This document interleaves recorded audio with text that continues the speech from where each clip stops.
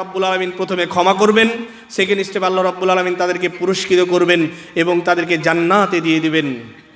আল্লাহ রব্বুল আলামিন বলছেন ওয়াস-সাইমুনা ওয়াস-সাইমাত, আর সিয়াম আদায়কারী পুরুষ এবং সিয়াম আদায়কারী নারী।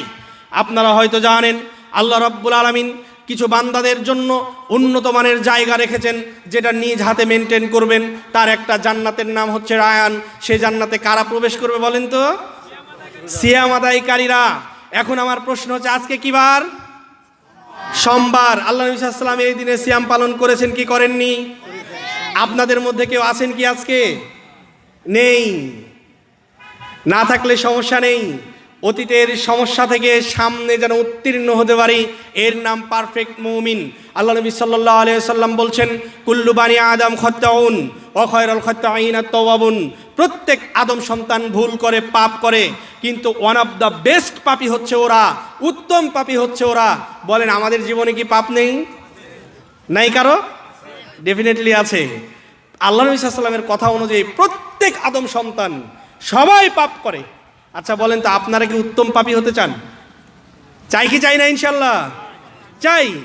আমাদের মাঝে যদি কোনো ব্যক্তি গরু চুরি করে, মনে করেন একটা ফকির মানুষ চেয়ে চিনতে এসে একটা গরু কিনেছে, পাড়ার চোর ওই ফকিরের গরু চুরি করেছে, মানুষ তাকে কতটা খারাপ বলবে?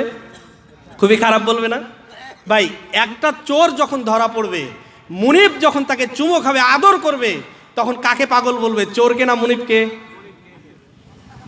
মুনিবকে। আমাদের দৃষ্টিকোণ থেকে যদি ধৈর্য ধরা উত্তম। ভাই আমরা কত পাপ করছি, কত অন্যায় করছি, আল্লাহর বিরুদ্ধে কত চলছি, তারপরে একটা কথার কারণে আল্লাহ রব্বুল আলামিন আপনাকে কাছে টেনে নেবেন।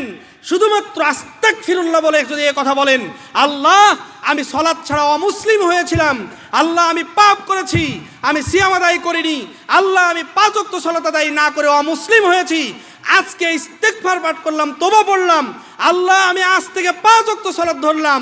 আল্লাহ রব্বুল আলামিন আপনার প্রতি হাসি দিবেন, ফেরেশতাদেরকে ডেকে বলবে দেখো এই বান্দাকে তুমি সৃষ্টি করতে নিষেধ করছে। আল্লাহ রব্বুল আলামিন খুশি হয়ে আপনার অতীতের সমস্ত পাপ ক্ষমা করে দিবেন, এমনকি যত পাপ হয়েছিল ওই পাপগুলো নেকি দ্বারা কনভার্ট করে দিবেন। তওবা পড়তে পারবো তো ইনশাল্লাহ? সবাই আস্তাগফিরুল্লাহ বলি। আস্তাগফিরুল্লাহাল্লাযী লা ইলাহা ইল্লা হুয়াল হাইয়ুল কাইয়ুম ওয়া আতুবু ইলাইহি। প্রত্যেক সোমবার বৃহস্পতিবার সিয়াম আদায় করতে পারবো ইনশাল্লাহ? যদি না পারেন প্রতি মাসে 3টা করবেন। কয়টা?